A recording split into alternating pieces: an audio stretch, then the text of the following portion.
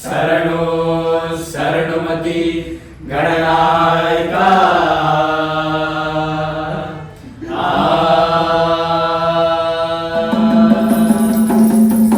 ಅಯ್ಯ ಗೌರಿ ಕುಮಾರನೇ ಗಣನಾಯಕ